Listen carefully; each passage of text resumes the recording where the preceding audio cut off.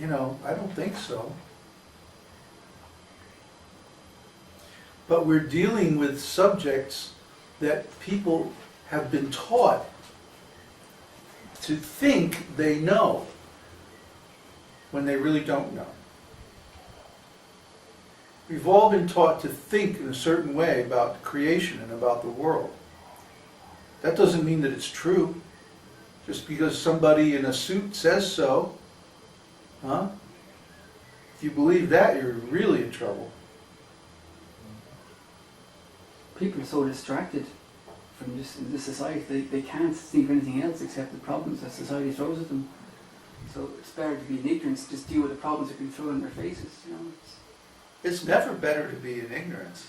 Well, they think it is. They think it's like, why worry about the big picture when the small picture... Because the big picture is meaningful. Yeah. The big picture is how we make our decisions in this life, how we set our values in this life, the ontology that you're working within. This is the big picture. So, there are many people who call themselves devotees, but they actually still believe in the material origin of life and things like this. If you question them, they can't explain the theory of Vedanta. Even though it's stated over and over and over again in Prabhupada's books. You ask them, how did God create the material world? Oh man, I don't know, that's too advanced. Really, they think like that. And you remember how I was chastising you? Mm-hmm. You can't just let go of something and say that, duh, I don't understand. That's a cop-out. Yeah. Of course you can understand. You're conscious, then you can understand. Yeah. That's why this whole philosophy is actually very simple. It rests on two assumptions. Yeah, dos. That God creates using His energies, His potencies, and that He is the ingredient of everything. Everything else comes from those two assumptions. Yeah. By simple logic. The thing is, people haven't been taught logic. They think logic is some mysterious thing that nobody can understand, except scientists. Yeah, they be dragged into the lab and then they get this cosmic infusion. Florian, Yeah. stand up and talk to the people. Just nonsense. It's not nonsense. It's like people think that the scientists The other way. oh okay are like dragged into the lab and then they get some magical infusion that makes them scientists and then they can answer all the deep questions. No, but it's not like that. All they have is just a bunch of assumptions and then they rattle them down and they say, oh look, here in this textbook it says this and that. For example, yesterday I saw a short video about the dating of fossils.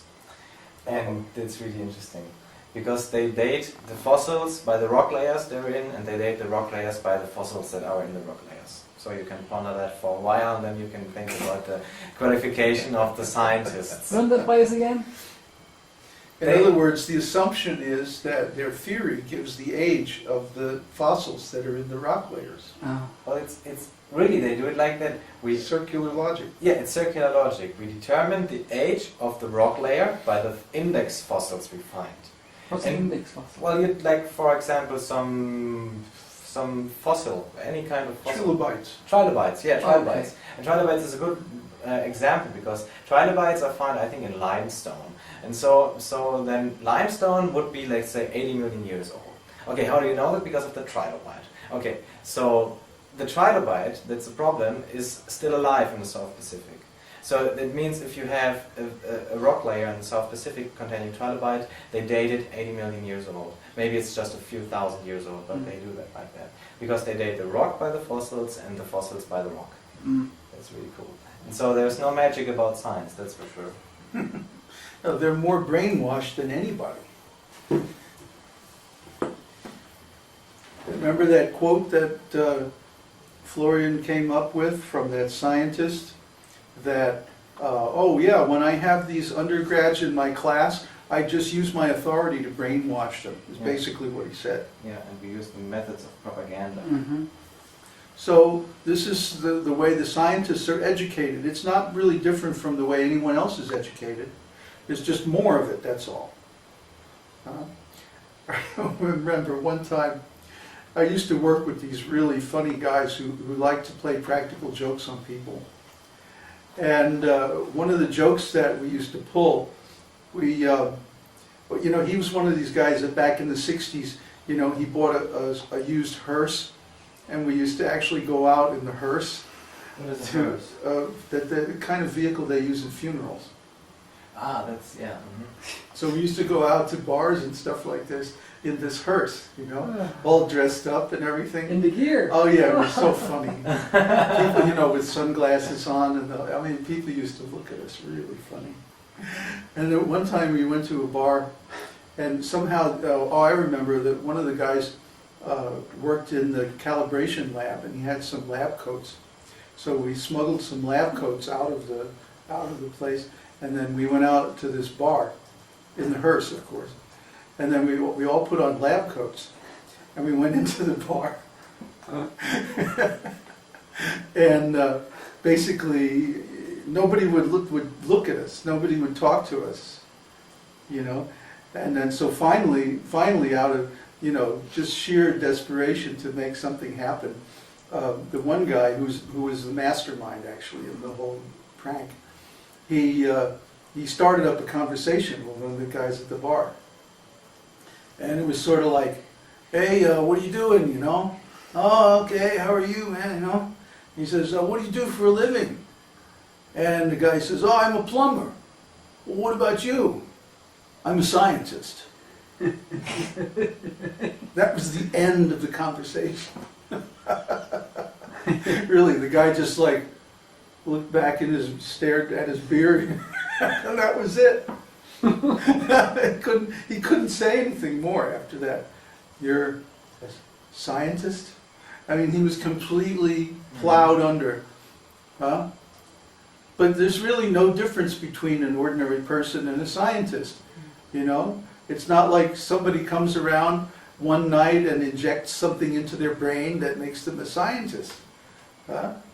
It's just that they spend more time in school, and they take a bunch of courses in math and stuff that indoctrinate them into all of these ideas. They haven't thought about them deeply either. Most of them haven't anyway. They just accept it because it's a job. Huh? They do it to get their job. They want to be a scientist because they think it's cool.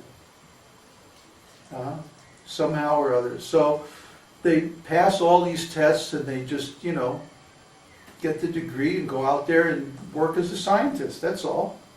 And scientists aren't more intelligent. In fact, there's a good deal of evidence that they're just as intelligent as everybody else.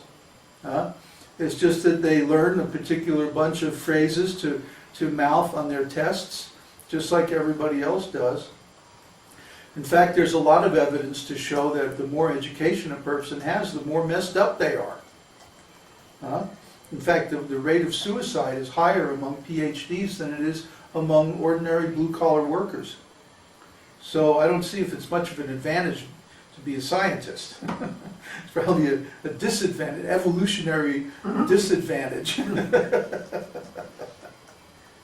Anyway, they're bewildered, they're lost, and they don't even know it. That's the tragedy of it all. They think they're really cool because they can rattle off these formulas and stuff. But what's the value of that? Does it really make them any smarter? Do they really understand anything? No. They might get paid more, and that's something, but they're doing it through some kind of deception. Oh, I'm a scientist. I'm smarter than everybody else. No, they're not smarter than anybody else. I grew up with these people.